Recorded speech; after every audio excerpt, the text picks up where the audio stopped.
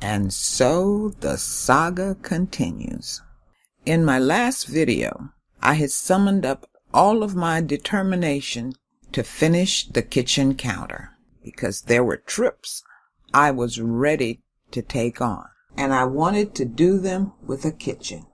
Now, before I dive in, let me just say that woodworkers don't tend to be carpenters, and it has a lot to do with scale, meaning woodworkers move wood around at a smaller level.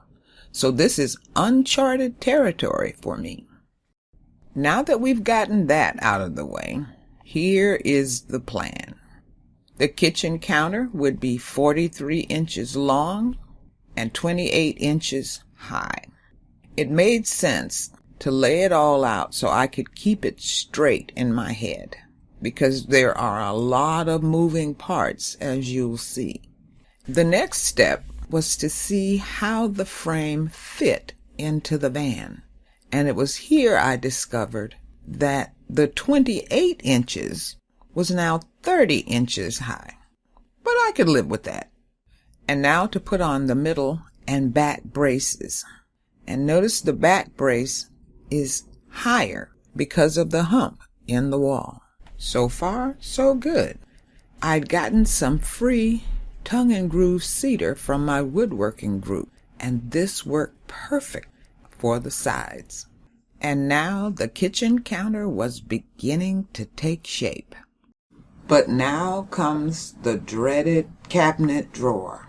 This involves a lot of fine detail work. First, measuring the size of the drawer, where it will fit on the frame, and even selecting drawer sliders, which can be expensive. So I decided to go with wood on wood and set up supports for the drawer without sliders. Actually, making the drawer was the easy part, but once I got it set up and knew how I wanted it to fit, then I needed to create guides to keep the drawer moving straight. Once the supports and guides had been created, I took a moment to put in my water container and cook stove just to see how well they would fit. Things were still looking good, so it was a simple matter to return to the drawer to make a track that the drawer would run on. Completing the track was as simple as putting 3 strips together with one in the middle, and then making them snug, but not so snug that the middle could not move back and forth. And then finally installing a clip inside the middle section, and then screwing in a T-slot to keep the drawer stable and level.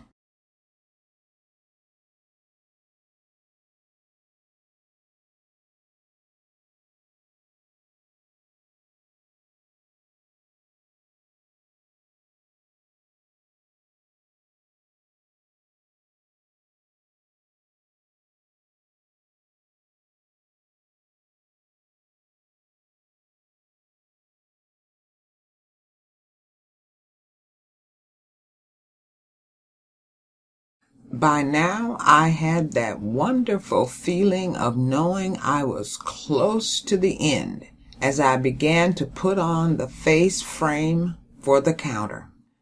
All that remained was to sand this baby down, and I would have the body of the kitchen counter complete.